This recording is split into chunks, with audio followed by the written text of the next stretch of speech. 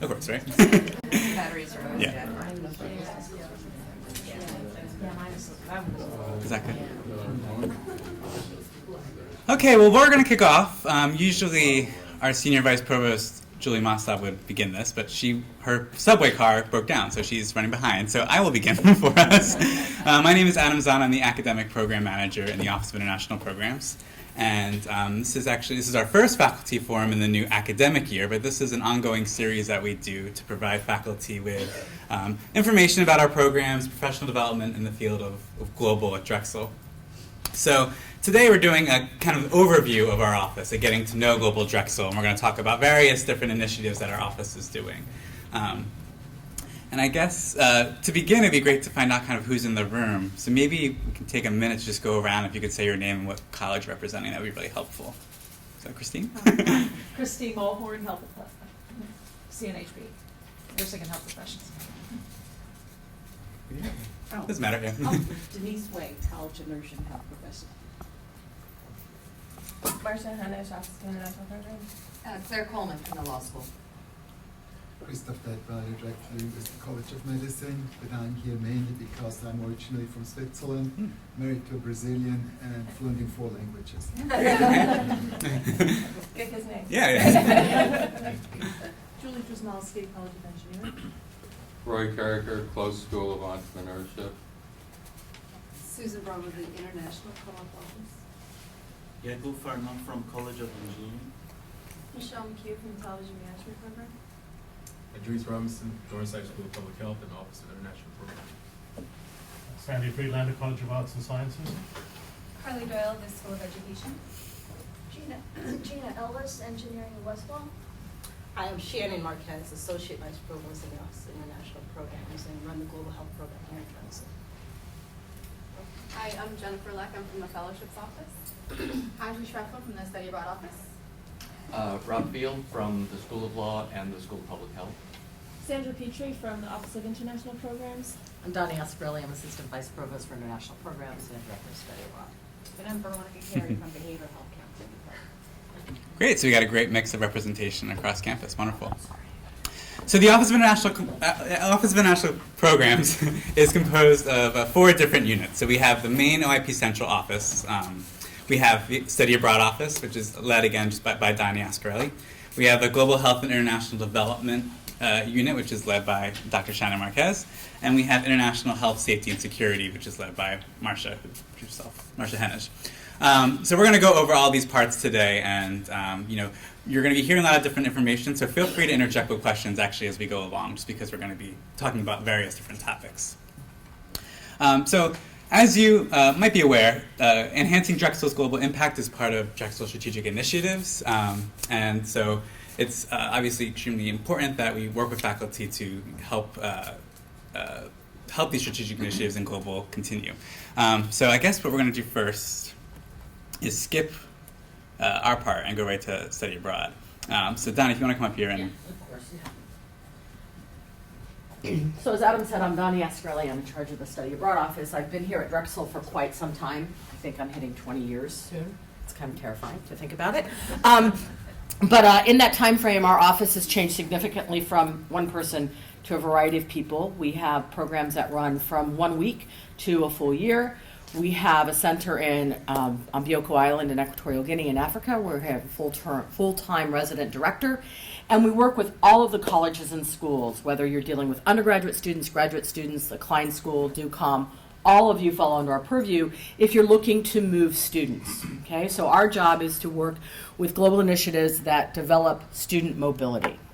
In that sense, we advise students, we look at their curriculum, we look at their major requirements, and we help them decide where they should go, when they should go, and we try and guide them as they decide what their personal goals are, right? We always say we're about study abroad, we're not about vacation abroad, we're not about party abroad, it's all about the academics, okay?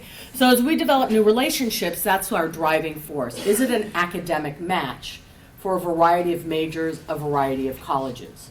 So as you think about your relationships around the world, if you think that we should have relationships with your alma mater, for example, or with your best friend's new employer, come and speak with us, because we can help guide you through that process, the thinking process of whether or not it's a good match, and then we can advocate that for you.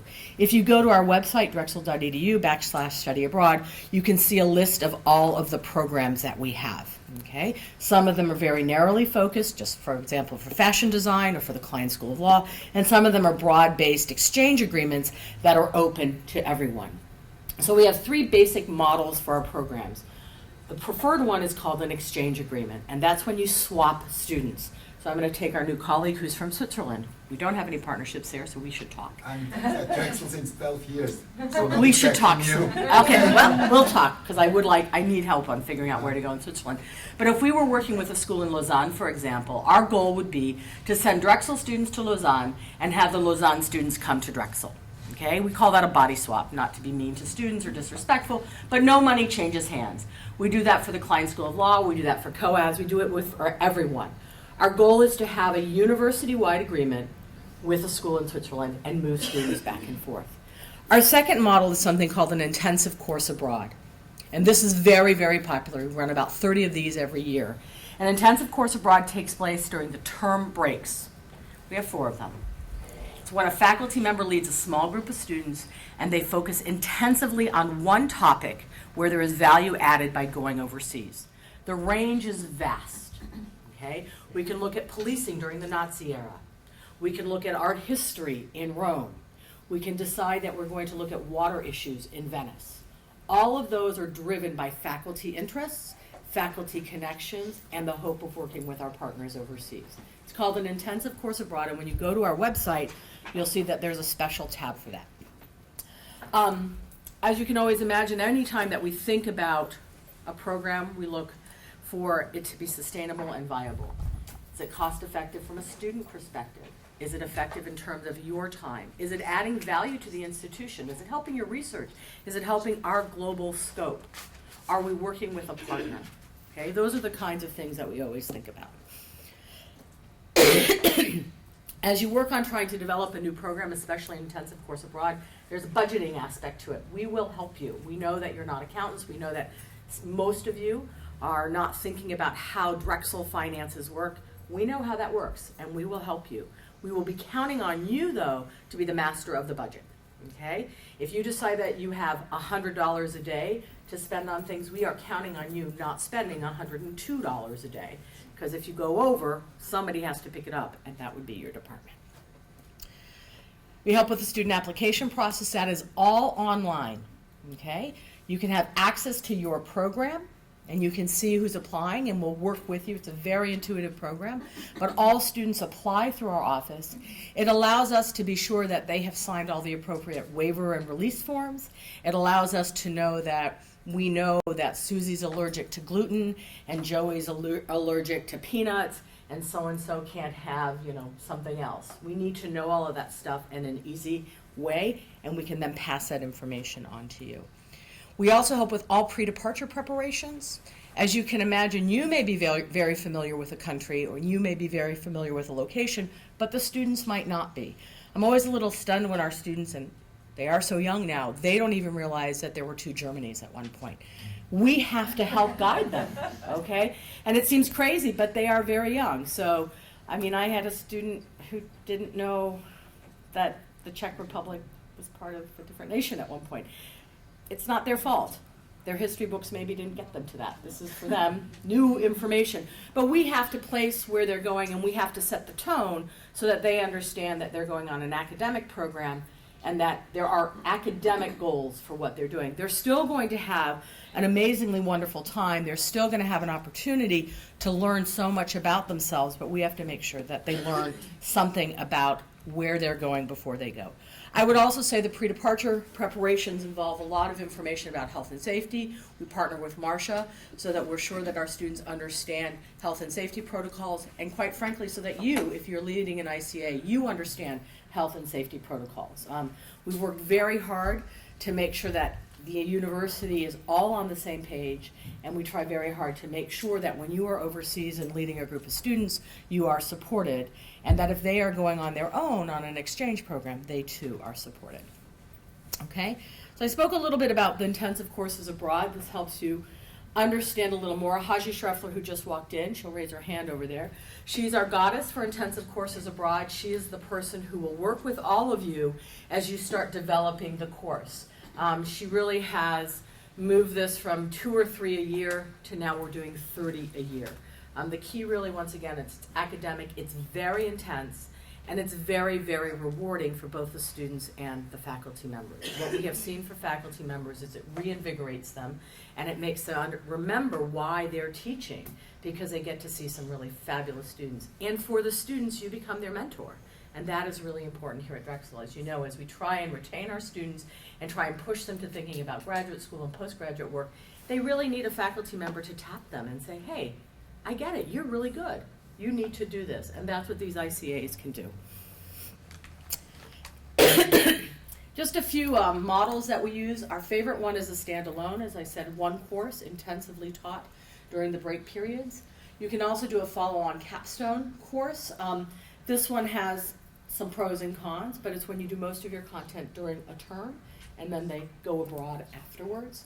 It can be a springboard, meaning pre-term, or it can be embedded, which is the graduate. All of this stuff will be available online, so you can go over it one by one.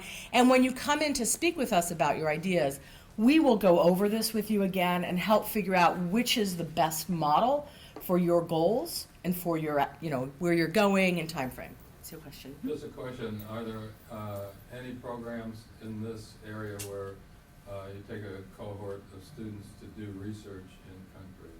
If that research has academic credit, yes. Yeah, you can absolutely do it. And I would say many of our ICAs, especially on the graduate level, there is a research component out of it, including, public health, for example, they do that. Yeah. So it's really how when we say academics, coursework is a very loose term. Research is coursework as well, but it would be very guided research. This is just how you should start thinking about intensive courses abroad. You need to you aren't going to do an intensive course abroad that's focusing on Philadelphia history, obviously. You need something where you're adding some value.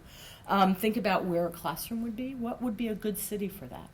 Think about health and safety, think about lodging issues, think about time to get where you want to go. If we only have a 1-week break, it may not make the most sense to do a 24-hour flight or a 12-hour flight and go to Australia. That's a hard jet lag and a hard time, limited amount of time.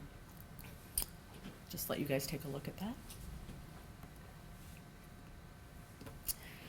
As you think about the course or anything that you do globally, think about the competencies that you're trying to teach our students. You're always trying to make sure that there's some interaction with locals. Working with our partner makes it easiest, right? They have students, we have students. We can help arrange those interactions. Could it be guest speakers that you bring in? Maybe that's coming from your network, that you have some experts who can come in and speak to our students. Are there NGOs that would come in and speak? We're not looking to develop an ICA where we have 10 students just kind of walking through Rome and saying, ooh, nice. We're really hoping for some deeper interactions so that we're moving beyond just that little level of tourism. We really want them to begin to see what it might be like to live there.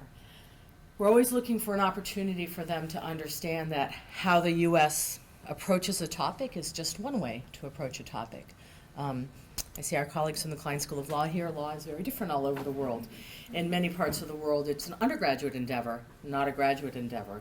And obviously, the concepts of law and juries and things like that are different all over the world. We always want to be sure that you include time for group reflection. This is very, very important. What we have discovered is many of the students who go on ICAs have never left the United States before. This is their first venture overseas. You are there as their guide and their mentor. You are there to help them understand that how our partners overseas are doing things is just different, and help them unpack some of the issues that they may be seeing while they're overseas. Is learning the language a requirement? No, for a short intensive course abroad, you really can't require that. For our longer exchange programs, some of them have a language requirement and some of them don't. It all depends on the language of instruction and the majors that we're targeting. Just Okay. because you said provide the lens, and I would say that language is the purest expression of a culture. So when you want to understand another culture, you really must learn some of its language. I agree with you. The hard thing is at Drexel, we actually don't have language requirements. So if we were to say, for example, except a few majors, I'm sorry, Sandy, but the majority of our students, if we were to say, for example, that in order to go and study the water issues in Venice, that you had to be fluent in Italian, I'm not sure how many civil architectural engineers would be able to take advantage of that. So it's always a balance, right? It's always a balance from the ideal that we would like. I come from a world where the ideal is fluent in a foreign language and you're gone for a full year and you're the only American taking the class that you're in. That's how I did that. But that's not the world that our students live in now. So we are always trying to balance that. Just to add something to that, what we find is that intensive courses abroad are so accessible, for especially undergraduate students, that students are doing them even in their freshman year. And to your point, often this is their first experience abroad, and it inspires them to then go on and study a language or do a co-op abroad or a full term abroad. So these types of experiences actually help them to realize the importance of developing language skills and having longer experience. Dr. Mostov has arrived, those of you who don't know her. I guess Septa left her off the train. I know I'm talking a little bit, but I want to say something. ICAs are up to the faculty. So if you were a language professor or wanted and thought you could get a cohort of students who could do the language, absolutely fine to make it a language program. And that's a fantastic use of an ICA. It depends upon the faculty member, the course you're doing, and the likelihood that you would get a cohort to go, because you can't do one of these financially inaccessible way if you don't have a certain number of students. And that's all part of the brainstorming as you come and talk with us about your ideas. It's a brainstorming session, right? We've done quite a few of these. You've probably never done in the location and on the topic that you want. You're the expert. But I think together we can kind of look at what's been successful in the past. And sometimes you do a whole new model and it's amazingly successful and we're excited and thrilled that somebody has given us a different pathway and then others can, mimic that. So here are just some examples that Haji can actually probably talk more about than I ever could, but you can see the range. And I think they've all, IKI is right before fall term, comparative justice is winter. Business consulting is after fall term. Water resource management is in the summertime. Green Iceland is in December. Global leadership is spring. And health systems in Costa Rica is spring. Winter. Oh, sorry. February. But you can see they really range topics, locations, colleges, majors. For us, it's very exciting. And for the students, it's very, very exciting. This is just some photos. This is the ICA in Haiti on creative writing. And that's one that we've been running, I want to say 5 years now. It's out of Sandy's College. It's the English department. And this is one that is fascinating because we're going to a location where students don't think about intellectual rigor. They think of Haiti, oh, poor children. But Haiti has a very, very rich literary tradition and future. And we tap into that. Okay. Do you want Shannon or do you want me to go back? Excuse us. We're going to go back. There we go. Great. Hi, everybody. I apologize. Thank you, Donnie, for going ahead. So I got stuck in the subway, and then they announced to us after waiting for 5 minutes that we weren't leaving. So, anyway, I got extra exercise this morning, so I feel great. I walked from 22nd Street, and not very far for most of you, but, when you're late already, it's not great. Okay, so I just want to say a little bit about the Office of International Programs, because sometimes people think when we say international programs, it's just for students.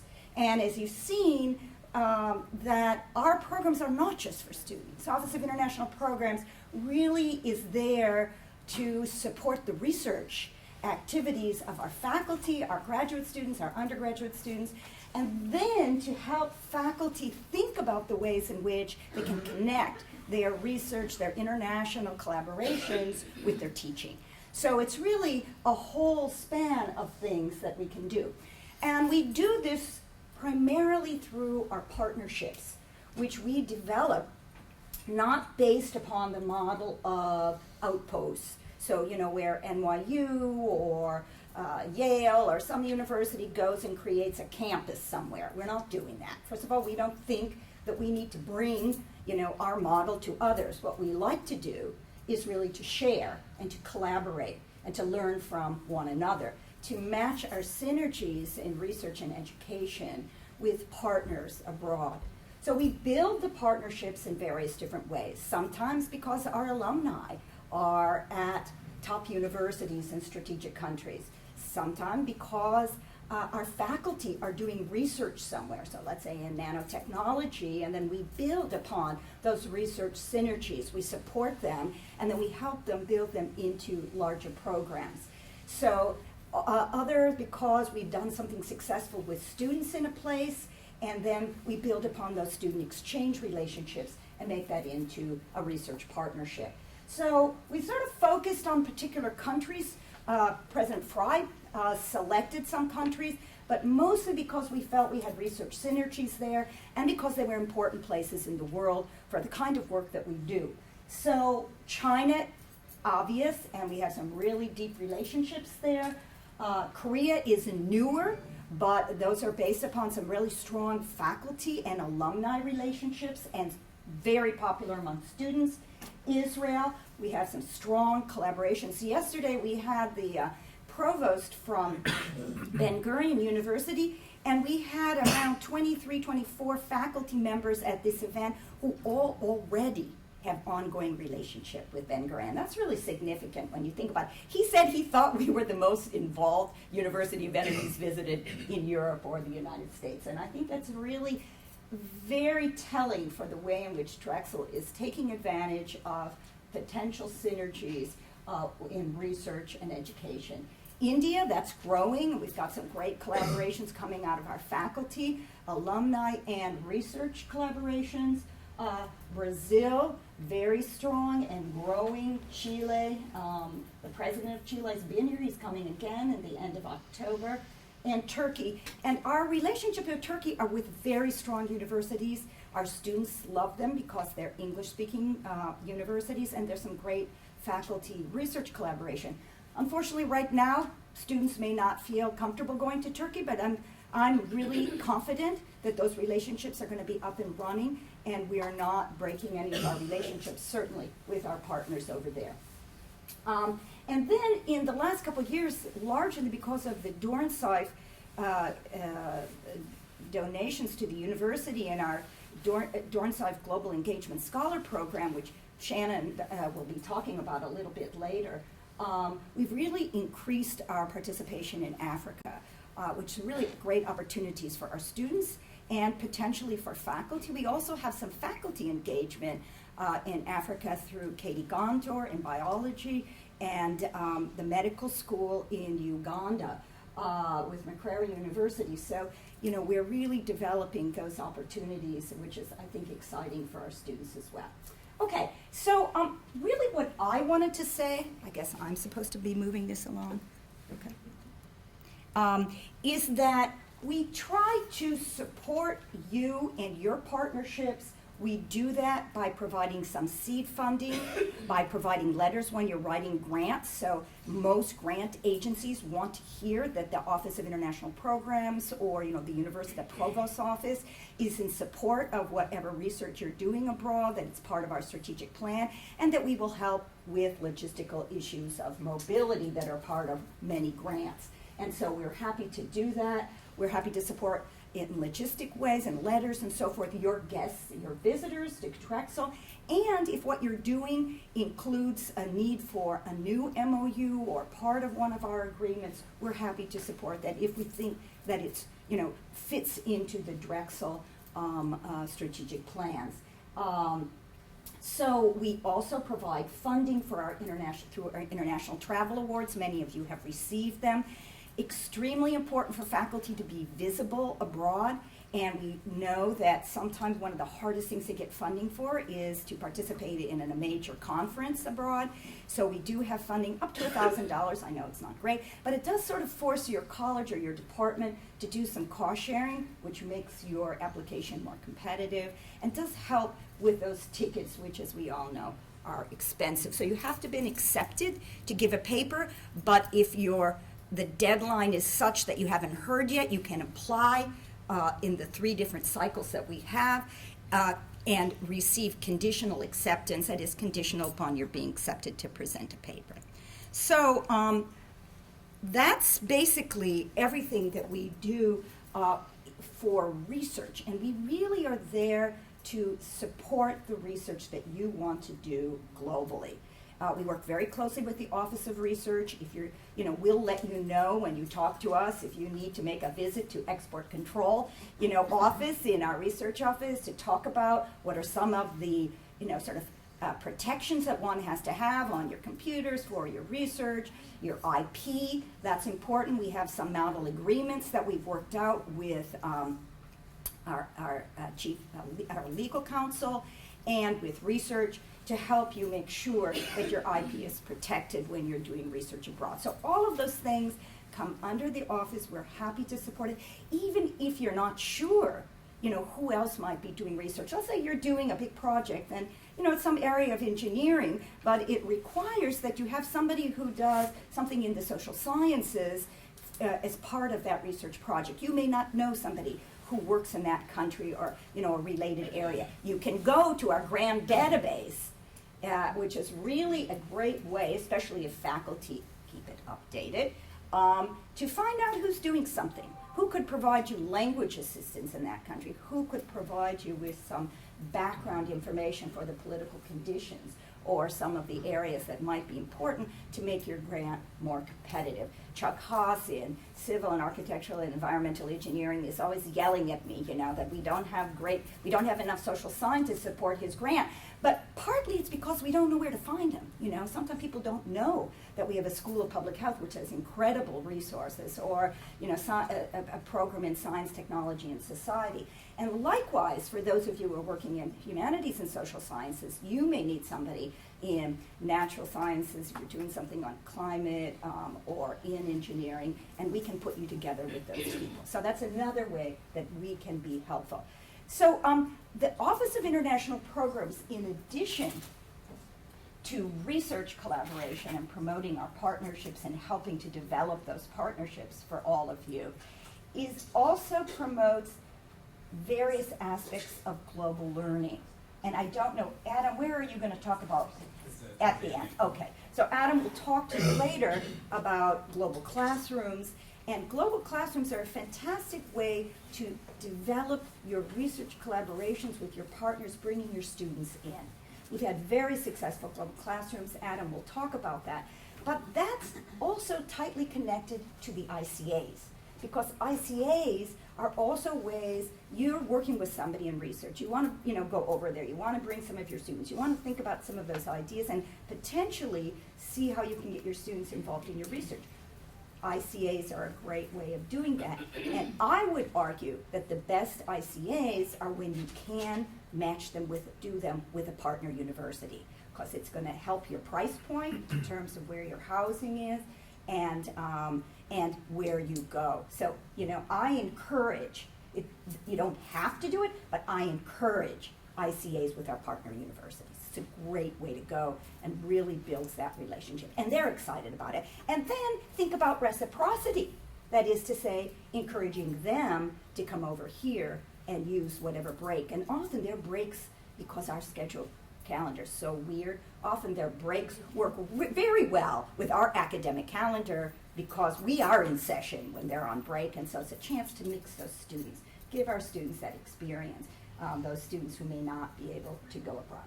Okay, I think now we're going to jump to Shannon. Is that what we're doing? So, before we jump to Shannon, I do want to we mentioned our partnership support both research and education. Sometimes that includes co-op, international co-op as well. So I just wanted to say we have Susan Braun here from our Steinberg Career Development Center.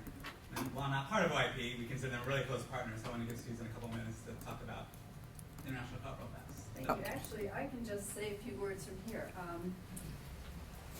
I hope many of you know about the co-op program. If not, you certainly will learn about it. But international co-op is a strategic goal for the university. So our office encourages students to go abroad to do co-op.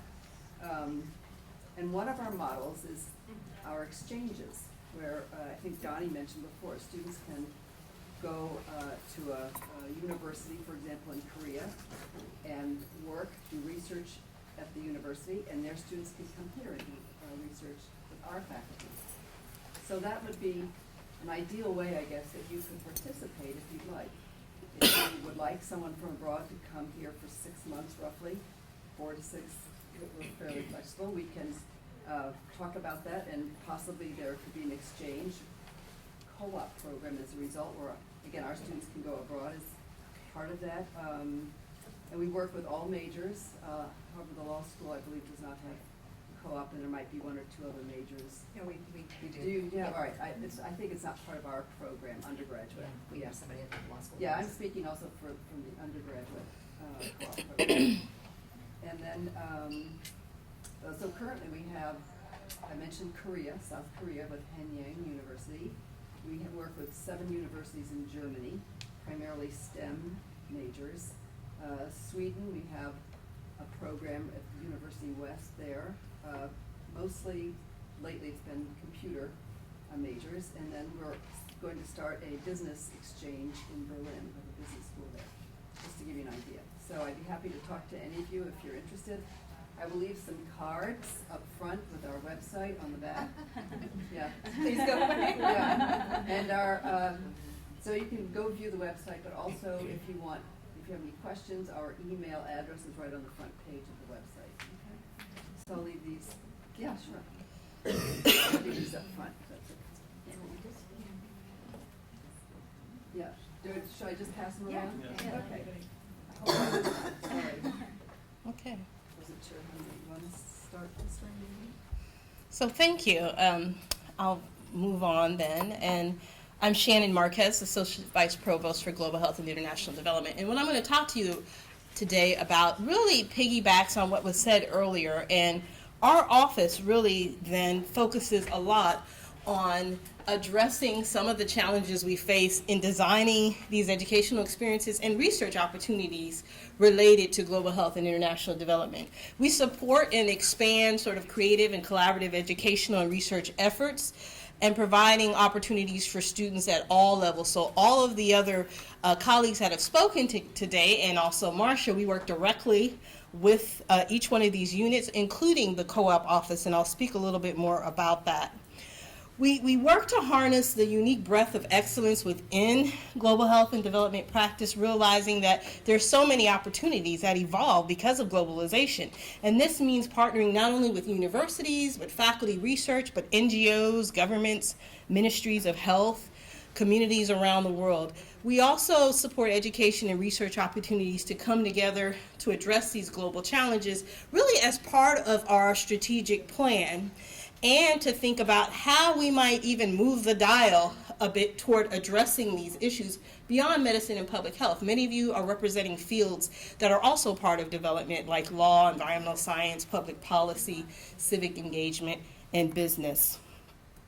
So when you think about health and development, the Sustainable Development Goals, if you think about all that we must achieve to be able to address this, every single discipline at Drexel really converges. And so what we found in the last 4 to 5 years, well, since I've been here at least, we've noted that there's so many opportunities that emerge, and they really exist in areas that don't quite lie in one particular discipline or another.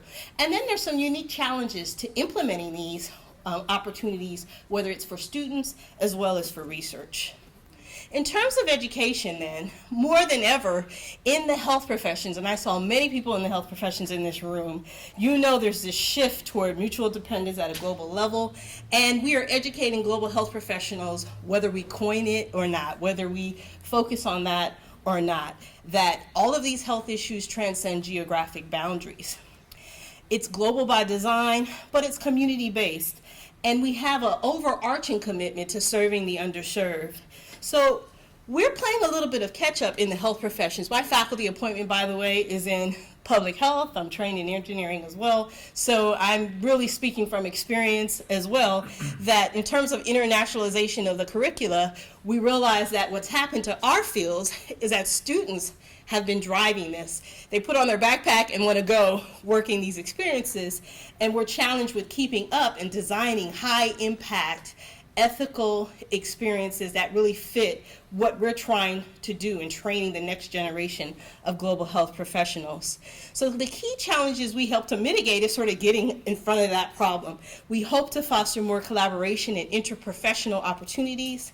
We also hope to address some of the challenges we face with student migration, student health profession migration, because we have a lot of international students migrating here in the health professions, and likewise, our students put on a backpack all the time and feel like they can go save the world if we don't focus them in that way. So program quality and ethical concerns, we really serve as sort of a consulting arm to help you work through that, and we're available to assist. Also, in aligning that with institutional priorities, thinking about the resource needs, how to leverage opportunities so that we can make them more interprofessional, and how to fit it in our really very tight curricula. That tends to be a problem as well. In addition, what we see in global health in particular with health profession education is that there's this challenge with making sure that this is mutually beneficial to our hosts, to our partners. It's not about sending our students to exploit an opportunity, but how do we make sure that there is really a mutual benefit to such experiences? In addition, then, we help you think about, well, are there local opportunities that may also be taken advantage of to achieve this, right? Because so many times in health professions, people feel like they need to get a global experience to address a global health or development challenge when we're sitting in one of the most underserved communities in this country. So how do we capitalize on that and create more local opportunities as well? In terms of education, then, as I mentioned, one of the challenges is compliance with accreditation standards. And as you think about interprofessional education, how do we leverage all of that and still meet all of the milieu of accreditation requirements that we have to meet? And in addition, ensuring that it's not merely a content domain, but it's hugely meaningful. So, we aspire to assist you in doing that. It's only been a couple of years that we've had this role to sort of help shape this in this way. What we found prior to that is sort of things were happening ad hoc, or we were being asked to do it after the fact. So this provides a unique opportunity, and I encourage you to come see us as you're designing these things so that we can really help you identify other resources, other faculty, other opportunities to leverage that, because it's really a very challenging task, particularly in the health professions. This is very important, too, as we think about our position. As we mentioned, everyone we train now is a global health professional, but are we really focusing on that? It's really more than allowing people to have a global mobility. It's actually thinking about, well, what are some of these non-clinical skills? And when you look at what employers are saying, we actually need to be creative and think about how we might inject some skills like program management and strategic thinking and monitoring and evaluation. So our goal is also to assist you in ensuring that those competencies are aligned with the experiences, whether it's research as well as education. In terms of research, as Dr. Mostoff mentioned then, we help to connect students, faculty, and other thought leaders to really grow and develop international or global health and international development opportunities and facilitate these exchanges of ideas across disciplines. So it's generally multidisciplinary, involving external and international partners, and thinking about how we're going to evaluate that work. Some of the things we've done in the past is help facilitate large, say, USAID proposal submissions, or a lot of the interdisciplinary opportunities bridging development and health. Oftentimes we've convened faculty from all over the school then to address this, and this overlaps quite nicely with what was described by Dr. Mostoff as well as our colleague Donnie Ascarelli. Some of the programming that we focus on include the Durham-Scythe Global Development Scholars Program. As Dr. Mostoff mentioned, this is a very unique opportunity that due to the transformational gift given by Dana and David Dornsife, we are able to fund about 20 students per year in field experiences across sub-Saharan Africa. Last year we were in 9 different countries. These students did everything from an international experience of 6 to 8 weeks to a 6-month co-op. It is for any student in any discipline at any level. So we have undergraduate through graduate students.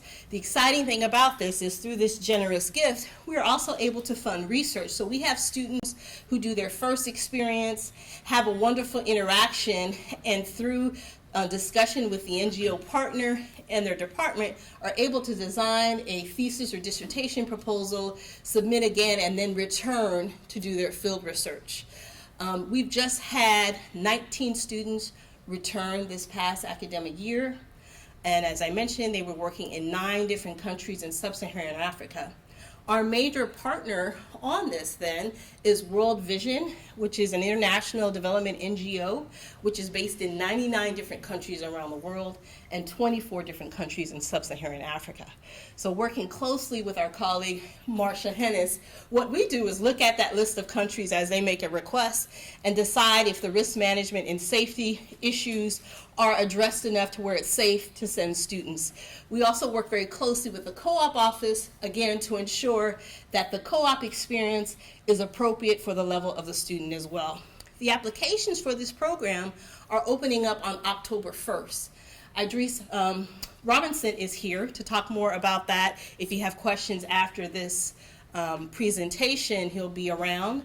The application period is October 1st through November 11th. We have about 22 faculty from across the campus that are part of the review and selection committee.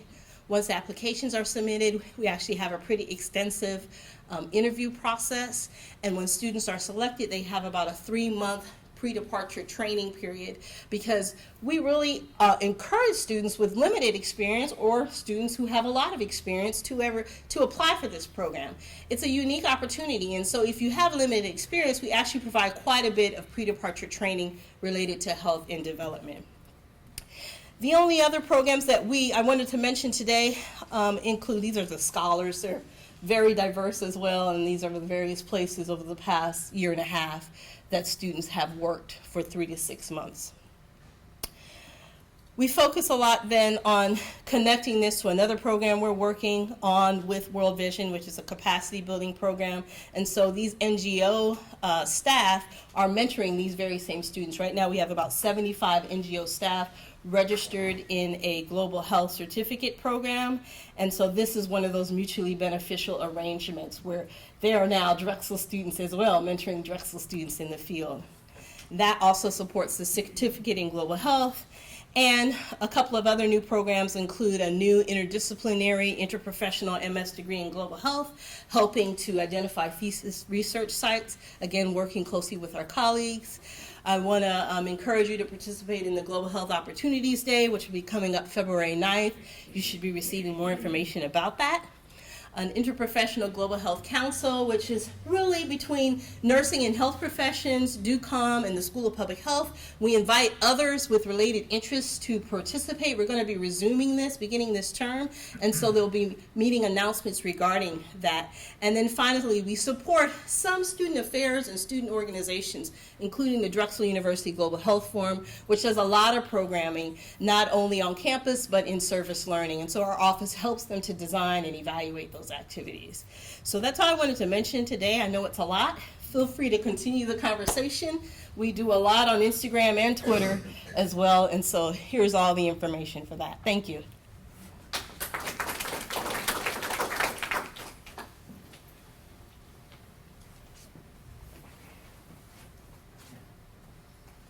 Good morning. My name is Marcia Hennish, and I work in the Office of International Programs. I am the Director of International Health, Safety, and Security, which is actually a new position at the university. It was created this past spring. So we're really excited about this because it's given me a lot of opportunity to focus on doing all of the quiet things that go on in the background that hopefully nobody really knows about, but we have had a lot of things going on this year internationally, so unfortunately I think I've ended up talking to a lot more people than sometimes I would expect.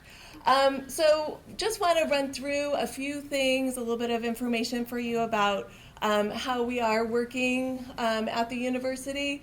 And one thing that I hope that you are aware of is there are a lot of resources out there. We recently developed a new page for the Office of International Programs focusing on resources for international travelers. And really, one of the things that I tried to focus on with this page is resources for faculty and staff. Through our work with International Co-op, with Study Abroad, with the Global Development Scholars, we provide those students with a lot of resources, but hopefully these things will help you as well. We have an international travel checklist, for you just to kind of go through and say, oh yeah, I've done that, done that, done that. Oh, I didn't even know that I could do that. So some things for you to think about with that. Also, you should all be aware that we have partnered with On Call International as an emergency assistance provider. So anytime that you are traveling overseas, you have this kind of assistance. I shouldn't say that. Anytime that you're traveling overseas for university business, you have this assistance, and it is possible for you to purchase it for personal travel as well. And basically, they are there to help with any kind of situation that you might have related to, a medical condition. If there happens to be a coup in a country while you're there, all of those things, they have resources to assist you. We probably see them. We're using them most often with students who are having some kind of medical condition abroad. But they did also facilitate an evacuation for some graduate students that we had that were in Nepal, and handled that very well. So, they kind of run the gamut on things. Donnie and I have done a lot to develop the relationship with them. We went and visited their on-call emergency alarm center. They even let us sit in on a few calls, which was interesting and helpful. There is a Drexel dedicated number, and one of the things I would like to encourage you to do today, if you don't pick up anything else from the table, if you can pick up one of these cards and put it in your wallet, it has all the emergency numbers that you might need for your international travel on the back. So we do have those numbers for you. In terms of what we are using when we are assessing the safety and security of different locations, we use a lot of different resources, a lot of government resources.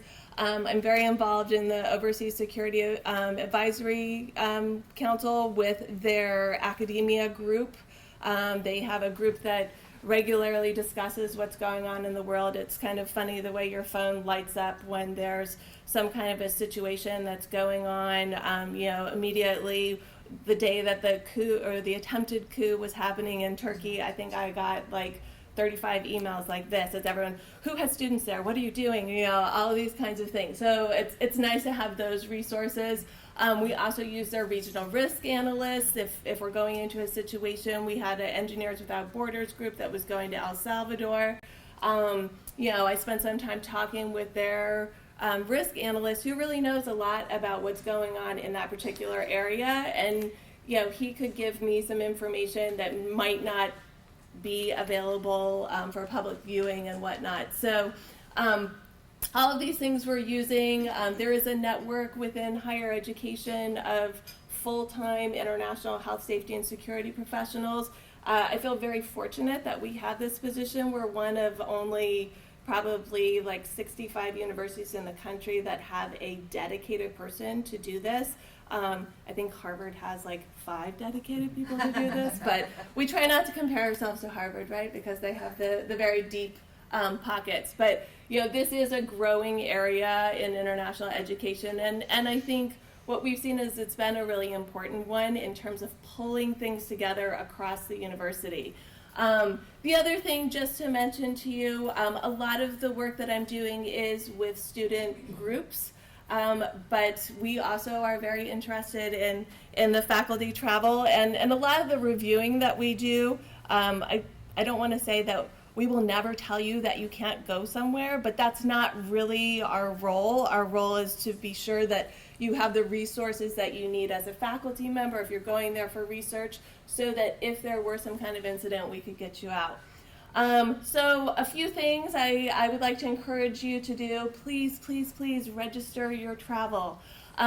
We have a student database, and we work with different groups to be sure that the students are in there. And then the grand database is for faculty and staff. Currently, right now, there are 2 databases. We are in the process of getting those 2 databases to merge, which I'm hoping will happen sometime. I'll say sometime this academic year, because I'm pretty certain that it'll happen in that time frame. But there's the OIP Grand database that I use when when there's a situation that happens. I go into that database and I say, okay, what faculty and staff members do we have that might be in that area, and let me reach out to them to be sure that they're okay. Recent example, we had a faculty member that was in Turkey during the attempted coup, and she and I were texting back and forth for about 48 hours, like, okay, what's going on now? Do you think that you need to get out? Those kinds of things. So, but I can only do that. I can only be that support for you if I know that you're there. So please, please, please put your travel in the database. And don't assume that because you told Dr. Mostov that you were going somewhere, that everybody in OIP knows, because we might not know. So please do that, put your travel in the database. The second database actually that's listed is the SharePoint, which is done by Risk Management. And they need that as well to be sure that you are covered. There are a handful of countries, I won't reel them off, but I know a few, Afghanistan, Cuba, North Korea, a few other places where our foreign liability policy does not currently cover you when you're going there. So we have to talk to the carrier to get additional coverage for you. So please just let us know those things. Again, I encourage you, I call it research. Your faculty members, you like research, right? Research your travel before you go. Be sure that you know about what's going on in that country before you get there. And there are a lot of resources to do that. I do also point you out to, if you want something just like really quick, down and dirty, I'll give you the overview of a particular place. Through On-Call International, we have My Searchlight portal. There's a Drexel login and a password, and you can just pull up the country that you're going to, and it'll give you a guide. It does health, safety, security, medical resources, all of those things. It's just like a one-pager. If it's too much for you to do that, you can send me an email and I can send it to you, okay?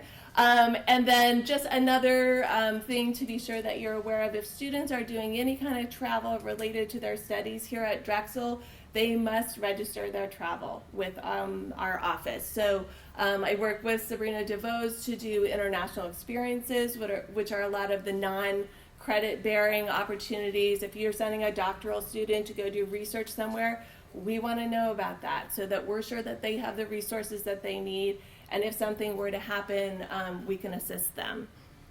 So I think that's about, I guess just the other thing to mention that's been really great about this position is that it's really allowed me to work across the university with a lot of different partners. I formerly was in the study abroad office working with graduate student programming and also doing health and safety probably about 50% of the time.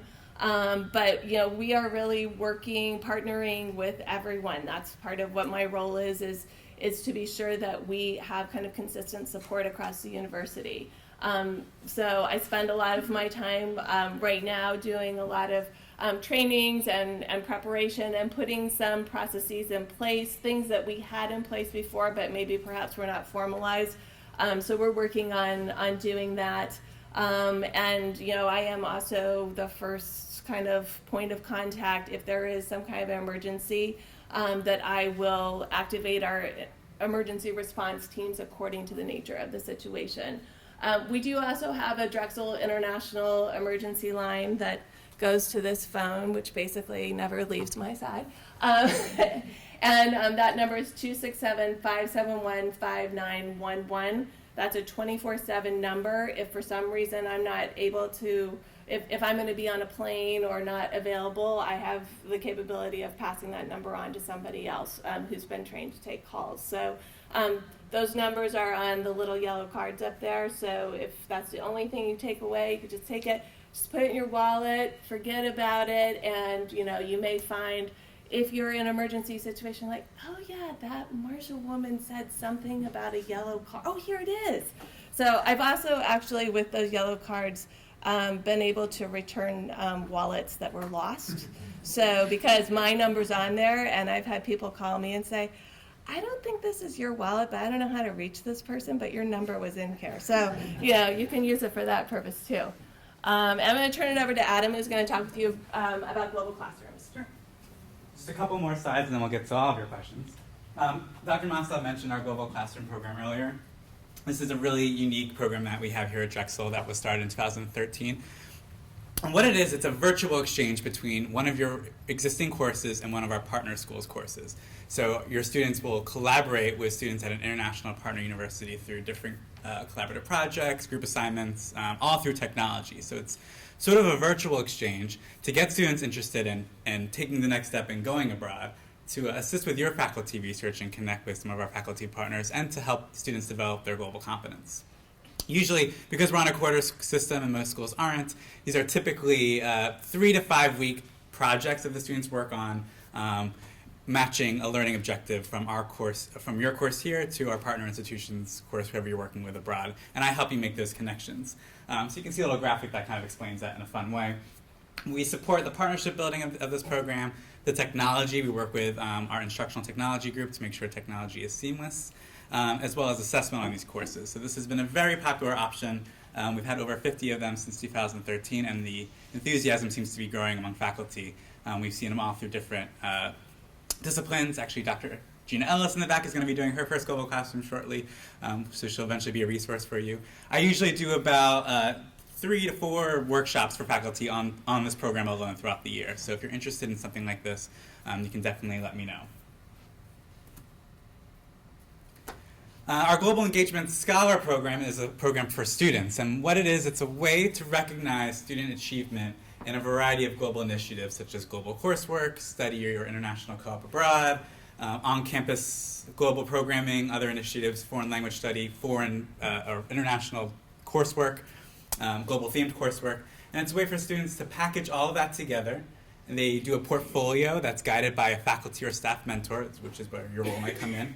And they receive a designation on their transcript when they graduate that they're a Global Engagement Scholar. So we actually just launched this program last year. We graduated our first cohort of 7 this past June. Right now the program's only for undergraduate students, but we're hoping to expand it to graduate students with a more research-based component. But we need faculty and staff mentors for this program. So you're paired up with a student or 2 throughout the whole tenure that they're in the program, and you really help guide them and help them make and bridge connections between all their great global work. So if you're interested in being a mentor, you can also let me know. Let me pass it off real quick to Sandra, who's our newest OIP staff member, who can talk quickly about all the events and programs that we do. Perfect. So on top of Global Classrooms and Global Engagement Scholars, which Adam just talked about, we also have one-off programs and program series, such as this Faculty Forum series that we have throughout the year, so that faculty members know what's going on, know what the opportunities are for yourselves and for your students, and to help students think globally. Maybe they're not ready to go abroad, maybe they can't figure out how to afford it, but we have a lot of programs here. We think that as Drexel students, people should be thinking outside of Philadelphia. We think that we should be tapping into the opportunities that globalization gives us, all of that kind of stuff. So our newest, or the closest one, is going to be on October 25th. That is our International Opportunities Fair. That's for undergraduate and graduate students. There will be information if a student wants to go abroad in any capacity while they're at Drexel. There will be information about it on that day available to them. Our biggest probably push for an event is our academic conference. It's called the Student Conference on Global Challenges. We have it once a year, and the theme changes every year. There are 6 panels. It's students presenting their projects, presenting their research that is global and has to do with the theme. This year the theme is crossing borders. So that could have to do with physical borders, or it could be anything that crosses borders. That could be global warming or guns or politics or social trends. Anything that crosses borders and research or projects that go with it is fair game. So that's on March 2nd. It's a full day event. It's one of my favorite events of the year because we get to see the capacity that Drexel students have, the projects that individual students are working on, et cetera. It's a really good day. This faculty forum series, we have about one a term. Topics vary from introductory stuff like this to more in-depth dives into the programs that we have and the resources that are available to all of you. Our cross-country conversation series, again, happens about once a term. We put together a panel of international students and domestic students to discuss a pressing topic. So we just had one over the summer about the Olympics. We know what the Olympics is like in the United States, so we were talking about what's the impact on a host country. Do people in foreign countries react to the games the same way? So we had a really engaging, interesting discussion with some international students about that. And then we have another one on October 13th that's called Eat and Play Like an Italian. We have people from culinary arts and sport management talking about the intersection of food and sport and Italian culture. So it's going to be a little bit academic, like a little bit of academic content. The professor from culinary arts is going to let students make their own Italian street food. It's a part of the Ciao Philadelphia series, which is a Philadelphia-wide thing that celebrates Italian culture in Philadelphia. All of this information is on our website, which is drexel.edu/international. We also just launched a Global Drexel newsletter trying to encompass all of this information that we just told you from OIP, from Global Health, from Study Abroad, and then from other global offices on campus, from fellowships, basically anyone on campus who connects students to global opportunities. So if you would like to subscribe, you can go to that link, or you can email me. My email is scp57. We're just trying to make sure that we communicate as best we can about all of the opportunities that there are for faculty and staff. And an email just went out to everyone at Drexel to subscribe to that newsletter, so you can always search your inbox for that. I think it was out this past, what day is today? Thursday? It came out on Monday. Monday, yeah. Monday And night. yes. And just a quick note about our programming. We consider faculty and staff to be stakeholders in these as well, so you're certainly welcome to attend any of our programming. But we also look upon you to be moderators for a lot of our events. For our student conference on global challenges, we call upon faculty to be moderators of each panel. Same thing with the cross-country conversation series. So if you're interested in that, again, please let me know. And there'll be emails for all the stuff that come out periodically. And we mentioned here, send your own global updates. If you're doing really interesting research, something great happened in your international research that you want to highlight, please send that to Sandra. We'll put it in our newsletter as well. So that wraps it up. We covered a lot, but we want to be able to field your questions now. So let me know. Yeah. Can you talk about if there's any funding opportunities for students? And I'm from the law school, and some of my students are interested in doing some of these shorter, intensive things, but are interested in if there's any additional funding other than bumping up their financial aid budget. Sure, absolutely. So we mentioned the International Experience Funding application for faculty research, but that also applies to student research and travel for international conferences as well. So there's definitely funding available for students. For undergraduate students who are studying abroad, there's a Study Abroad scholarship program that you can talk So for about. students who are going abroad for a full term, we give out about $50,000 a year in undergraduate scholarships. So, but for the ICAs, for what Klein is trying to do, there are a couple ways to do it. You can get some seed funding as well from OIP to reduce the cost from the beginning. But remember, any seed funding that they give, they're looking for matching. So if they give $1,000 to reduce the cost of the faculty part of the travel, which normally is passed on to students, they're going to look for a $1,000 match from the school. Okay. It's very hard to find funding for short programs, I will say that. Sure, more the semester long or Yeah, quarter long things. Okay, yeah, great. yeah, term long, semester, let's just use term, because whatever that means, right? For when they go for a long time. Right. Yeah. So if you do want to apply for funding for an ICA, you do it as for the program to reduce the fact. So it would be the faculty member would apply for the funding through that application. Excellent. So. Thank you. Mm-hmm. Yeah. For the global classroom that you talked about, have you ever done that for online courses? Yes. Okay. Mm-hmm. Several. So and it's actually easier in a way because the faculty usually and the students are both better aware of the technologies through Learn. Absolutely. And can I just say something for the School of Education? We have also done intensive courses abroad for you where everybody comes together at some point in the term and meets overseas. And that is very interesting and the students love it because they're online all the time and meeting face to face is special. But then meeting face to face in Vietnam or China or something is even nicer. We'll be having, you're from the School of Education? Is that right? We're having our first global classroom for a graduate course for them in the winter. Okay. So, yeah, happy to talk about that. Which course is that? It's Issues in Sustainability. It's actually taught by an online faculty member too, who's in LA. So, any other questions?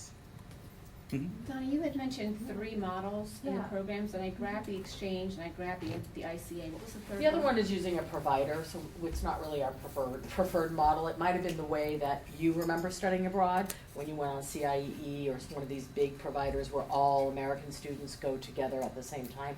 Arcadia does that very well. That is not our preferred model because you kind of miss that interaction. That doesn't mean we don't use it. There's some majors where we really can't find another way, and some times of our academic calendar, such as summer, spring, when you can't really find another option. But for us, it's a very one-dimensional thing, and it misses that bringing people here. So that would be. Just about the exchange. Yeah. So do these sub-Saharan people come here in exchange to us going there? For the Dornsife Center, I think that's a very different kind of process. So actually, we do have exchange opportunities. We're actually about to receive one of our very first reverse Dornsife scholars from Malawi. In addition, we work very closely with World Vision on this capacity building initiative, and the Dornsife Global Development Scholars Program is part of that. So we have these 75 field workers that are across 24 countries in sub-Saharan Africa that we interact with regularly. Some we participate in jointly presenting at conferences. We're going to UNC in a couple of weeks for such an activity. Some actually are going to matriculate into master's programs. So the new MS in Global Health is designed actually to accommodate this core group of folks who are already interacting with us as well. So it is. For 10 of our students who go there, we have 10 who come here, which would be a real exchange. So it's not one-to-one. It's really actually based on their needs, and they can't actually, these folks are actually working in the field, so they can't leave. Yeah, they're not at university, so they can't actually leave their posts 10 people at a time. No, I'm asking because I'm a physician and professor of medicine, and I have connections to several universities in Europe where I worked there for 20 years even. And so I tried, but I can't because Pennsylvania has a state regulation and I teach clinical skills. I can't bring any of the students into the hospital here. Right, yeah, medicine Which is sad. That's I a could do unique it. I thing. have the connection. But you know, what we found is if you focus more on community health and the public health side of that, you actually, there's a lot folks can do when they come. And so we've been successful in doing that in other programs and avenues as well. I can contribute. Yeah. And I'm a teacher of clinical skills. Yeah, so that's it's challenging. Yeah, definitely agree. But there may be other things that you could do. Sure. You know, This is why I'm here to there learn may about. They may be able to come for observation. Mm-hmm. Do you know? That's a lot of what they've It's been very talking structured, about with yeah. McCary University, with Yeah. the partnership that we have there. We will be sending some DuCom students there this year to do international special electives, and that was a big part of the conversation. So what can we do for those students who can come here, but they can't do the hands-on? And so, you know, I know that Dr. Montgomery and Dr. Aline are looking at what kinds of things they can do. Dr. Aline did start this fall, correct, a global classroom, where the students are coming in. I was actually at McCary when they first opened up this center that the Rotary Foundation from this area has opened, and the number of students, of McCary University students that were there at 3 o'clock on a Friday afternoon for extra, I mean, the room was packed with students. So and McCary's a special situation because for the past 3 years we have had a one-to-one exchange with McCary. So we have had faculty, clinical faculty from nursing as well as medicine and OBGYN, peds, and nursing and public health and information technology come to Drexel. All of this was funded by the Rotary Foundation Global Grant.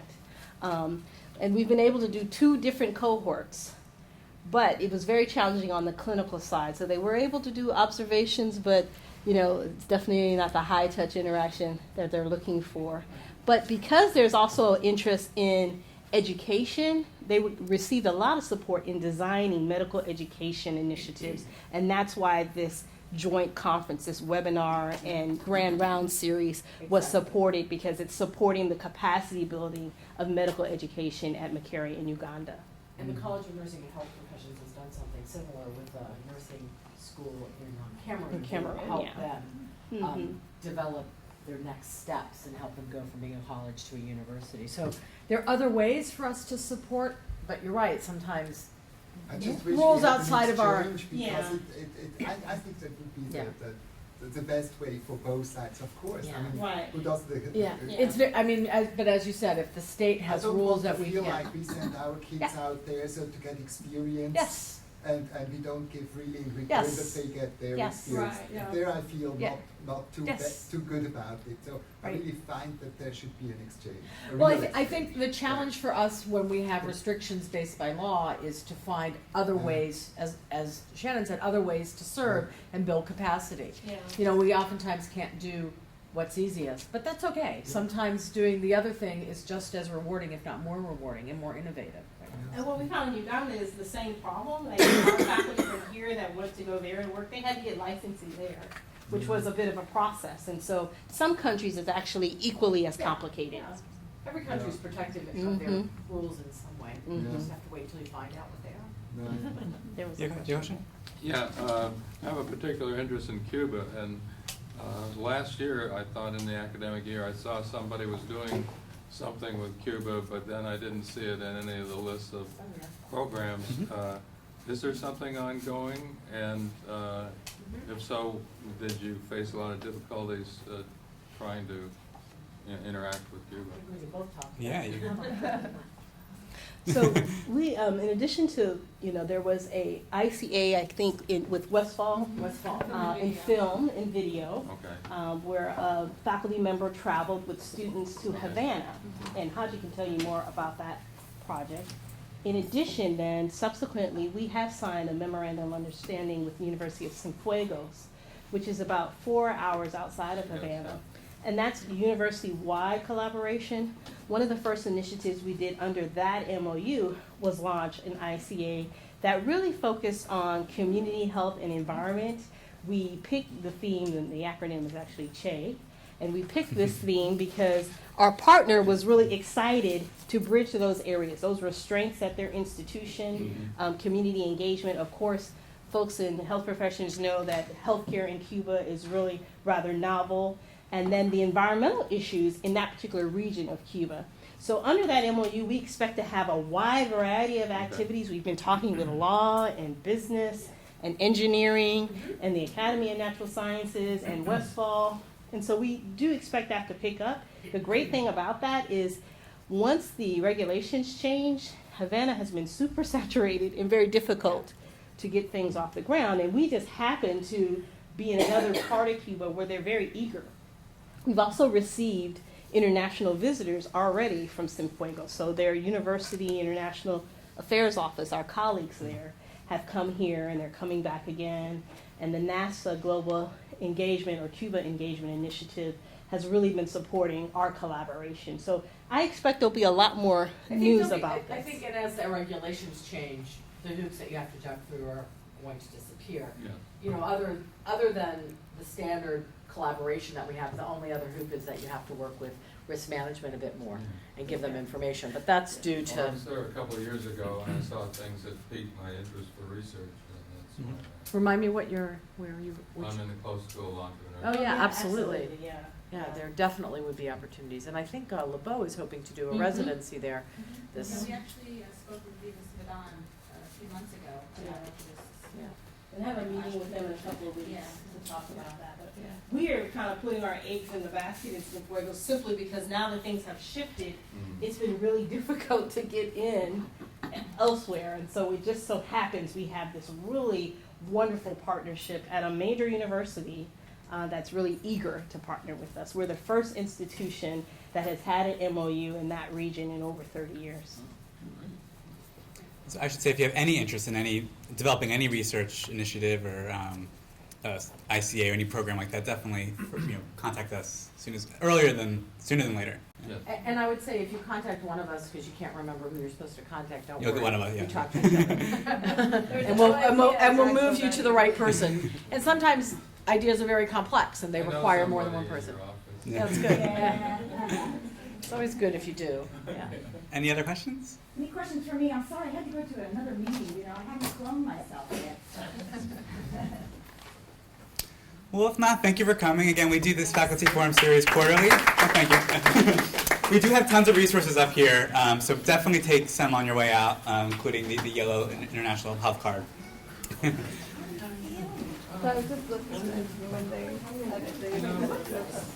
Did they cut it so close to the end? It's on there, but boy, it's just like.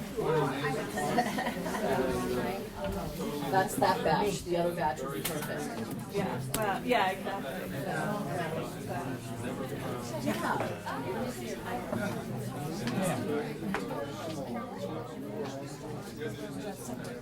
Well, we like that, free right away, right? Yeah. Them being undergraduate university.